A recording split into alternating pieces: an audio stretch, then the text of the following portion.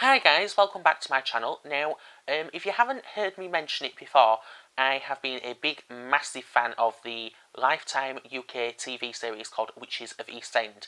Now, last week it had its series finale, and yeah, I'm just going to do a quick, well, I say quick, it'll probably end up being a very long-winded review about the entire series. So yeah, hopefully you enjoy this video. So yeah, the first thing I should mention is the fact that it's on Lifetime. Well, it was on Lifetime. Hopefully we're going to be getting the series 2 over in the UK, which is Sky 165. Yeah, 165, which is Lifetime, which is also their Twitter is at Lifetime Tele, capital L, capital T. So yeah, that's the channel mentioned. So I suppose I should say something about the actual show. Now, if you haven't seen the show, it's a very supernatural yet horror / drama. The things I could probably, sort of recommend from it is if you used to like the old series called Charmed, which I was a massive, massive fan of, and put it together with maybe a bit of Once Upon a Time, if you've seen that, and maybe I would probably say, you sort of I can't remember what it's called, but the wolf thing. Do you know what I mean? So it's very horror, supernatural, but still edgy drama, if that makes sense. Which is great because that's what sort of things I love. Which is, do you know what I mean? I wouldn't be watching it if I didn't like it. So yeah, the main characters, you have the mum, which is Joanna. Which a little side story about her is the fact that she can basically she's immortal. She can never die, but as soon as her 2 children die, she goes back into sort of being pregnant, 6 months pregnant, about to give birth. And strangely enough, her children never last more than the age of 30, which, do you know what I mean, is a bit weird.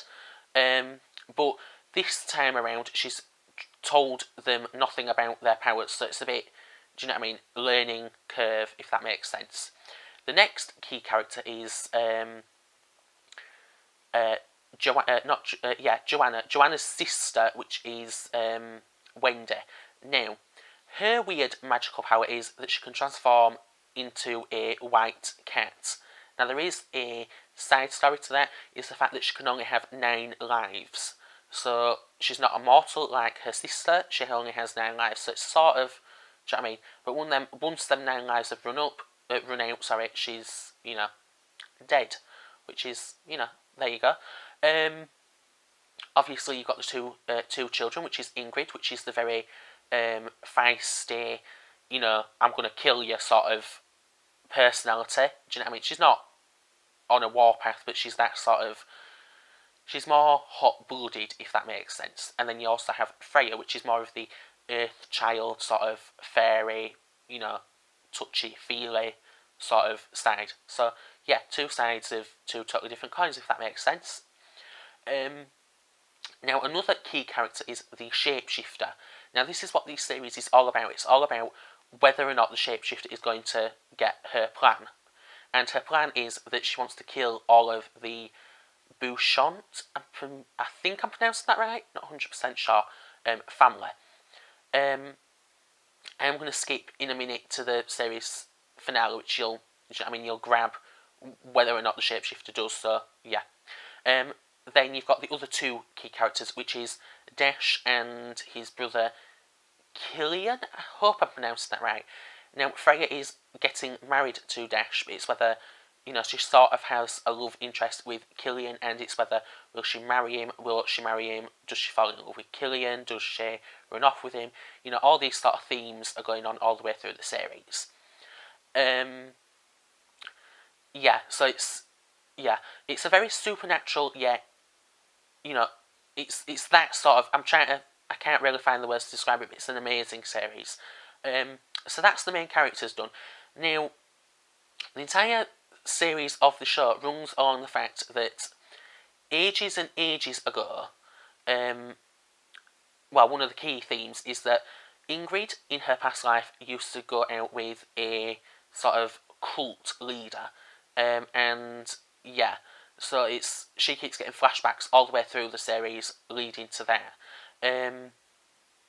which is part of the shapeshifter, which I will explain in a moment.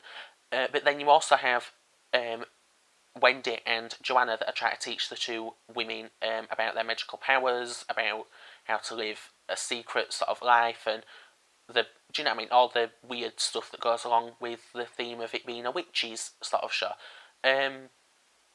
Yeah, so if you haven't seen the series, I would highly recommend that you check it out, because if you haven't seen the series finale, in about 30 seconds I'm going to be talking about the series finale and its major spoiler alerts.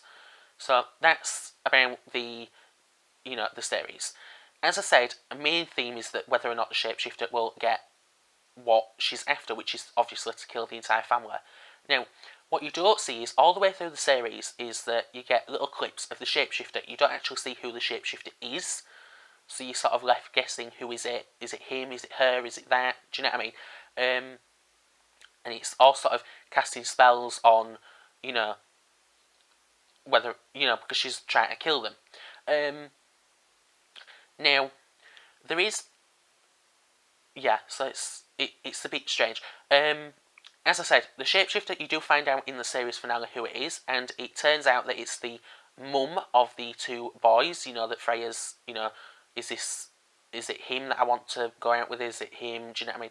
So yeah, it is a major thing. Now the reason that the shapeshifter has a vendetta against the family is because, as I said, in a past life, Ingrid used to go out with a cult leader. Now the cult leader had a daughter, and Wendy and Joanna killed the cult leader, therefore leaving the child, the daughter, fatherless.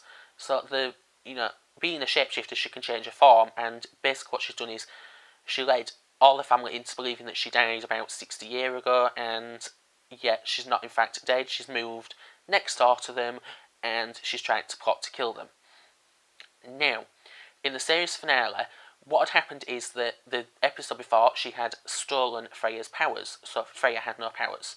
Now, no one knows that it's, the mum at the minute, which is Penny, which I'll refer to as Penny, Penelope, and that's what I'll refer to the shapeshifter as.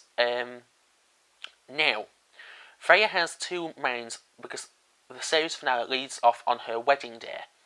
Now, it's whether or not does she get married, doesn't she? In the end, she chooses not to, and she sort of runs to find Killian because she figures out that she's in love with him. Meanwhile, Joanna sort of seems to think that it's Penelope that is the shapeshifter.